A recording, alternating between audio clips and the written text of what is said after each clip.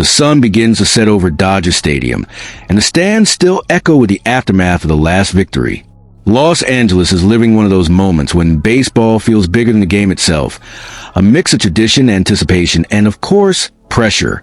Dave Roberts' team, after winning the 2024 World Series, is attempting something rare in modern MLB history. Winning again consecutively, proving that their supremacy is not a coincidence, but the result of a calculated, almost scientific project. But behind the victories and the lights, there are silent doubts. The Dodgers front office knows the roster is powerful, but they also know perfection doesn't exist in sports. And precisely because of that, while many believe the team is ready to repeat the feat, behind the scenes there are movements, discreet yet decisive. Before we dive into those movements and the behind the scenes that no one is seeing, go ahead and leave a like and subscribe to the channel. That way, you won't miss anything happen with the Dodgers.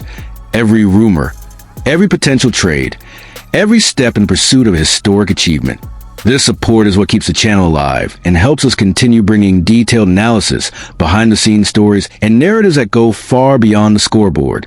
So click that button, because if the team is fighting for back-to-back titles, we're going to follow every play together until the last pitch.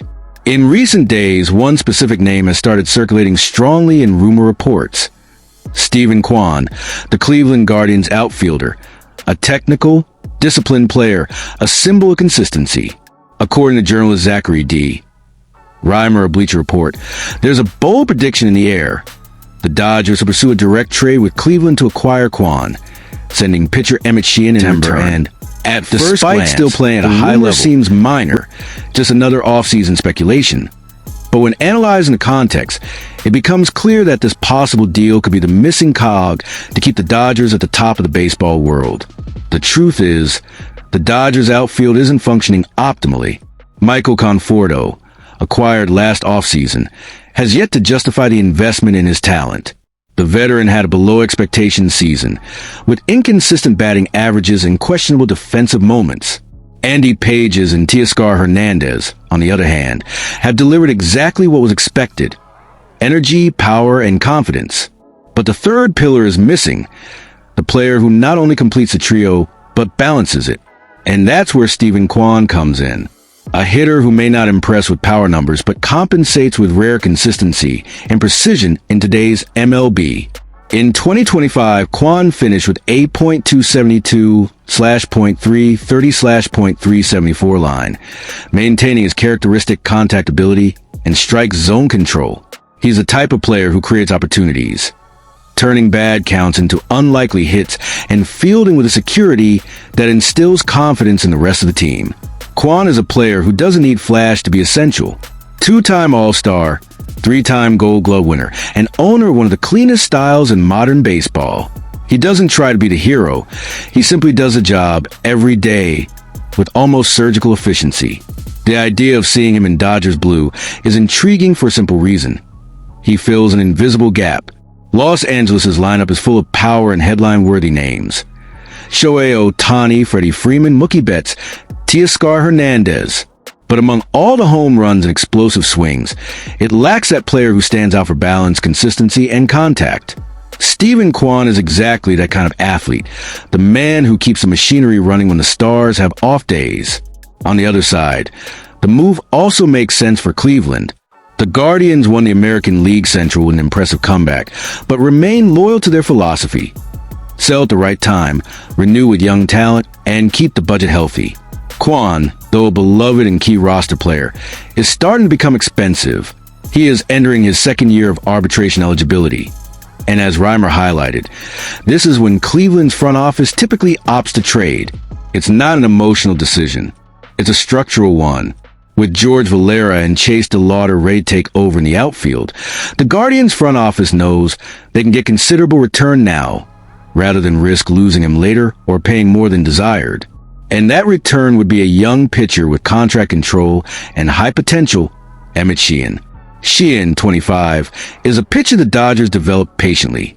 He throws in the mid-90s with a devastating changeup and a solid breaking ball. In 2025, he posted a 4.22 ERA, 1.31 WHIP, and nearly 10 strikeouts per 9 innings. He has the kind of arsenal that attracts rebuilding teams, raw, moldable talent with room for growth. For Cleveland, it would be the perfect opportunity to add another promising arm to their rotation, which already includes Tanner Bibee, Gavin Williams, and Logan Allen. For the Dodgers, losing Sheehan wouldn't be too painful. The team has incredible depth in the rotation, with names like Shohei Ohtani, Yoshinobu Yamamoto, Blake Snell, and Tyler Glasnow. The roster already has more pitchers than available spots. Plus, Roki Sasaki is returning from injury and is expected to take a more active role in the 2026 rotation. So, at its core, the trade is about fit. Los Angeles wants outfield stability. Cleveland wants youth on the mound. A logical, clean move that balances two completely different realities. Strategically, however, the impact would be massive. Kwan would change the lineup's tone. Dave Roberts could explore new offensive and defensive combinations.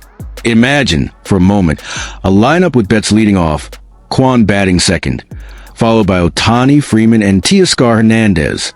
It's a sequence that mixes patience, power, and intelligence, a lineup that forces the opposing pitcher to treat every pitch with caution.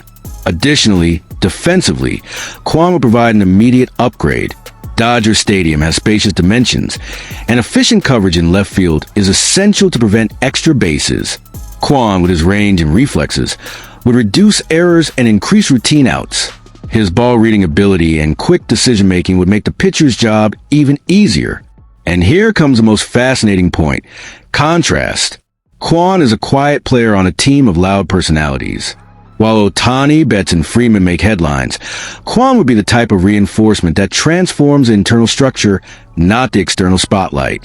He is the balance between art and efficiency, the detail that makes the whole system work.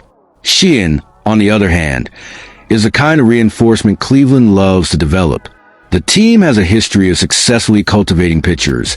Shane Bieber himself, in his prime, came from that culture. Sheehan would have space, innings, and patience. In return, the Guardians maintained their sustainable cycle, opening room for Valera and DeLauder to prove themselves in the outfield. Of course, all of this is still speculative. No report confirms advanced negotiations, but there's smoke. And where there's smoke, there's usually talk, especially in this off-season period when executives test the market and gauge values. The truth is that this trade represents more than just two players switching uniforms. It symbolizes a collision of two opposing philosophies: Los Angeles' immediacy, chasing titles and legacy, and Cleveland's prudence, prioritizing stability and sustainability. If completed, Kwan would arrive at the Dodgers as a key piece. He would start in left field, consistently play near the top of the order, likely as a second hitter, ideal for setting the table for Ohtani and Freeman. He would receive full playing time, integrating into defensive drills alongside Andy Pages and Teoscar Hernandez, forming a trio that combines energy, solid defense, and balanced offensive presence. Kwan's presence would also open new tactical possibilities. Betts, who alternates between infield and outfield, could be used more freely. Roberts would have the flexibility to adjust the lineup based on matchups without compromising defensive balance. This flexibility is the kind of resource that defines championships. And in a league as competitive as MLB, it's precisely these small adjustments, almost invisible to casual fans, that make the difference between losing in the semifinals and lifting the trophy in October. From a psychological perspective, there's something important too. Kwan is a player who inspires confidence.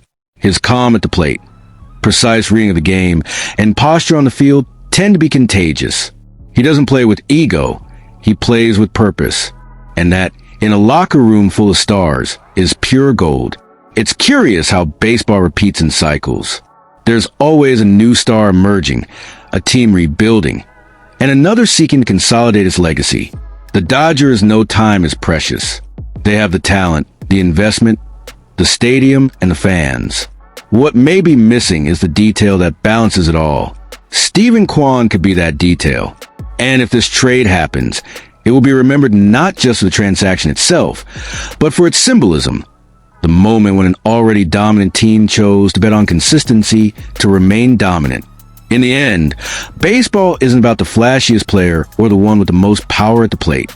It's about consistency. about the one who, day after day, does the right work, even when no one is watching. Steven Kwan is that, and perhaps, for that very reason, he is the secret ingredient missing from the Dodgers' recipe to write the next chapter of a dynasty. And you, fan, would you make this trade? You think Steven Kwan is really the right player to complete this Dodgers roster? Comment below with your thoughts. And of course, don't forget, like, subscribe, and hit the notification bell, because the off-season is just beginning and the race to 2026 promises to be historic. Los Angeles is ready. The question is the rest of the league?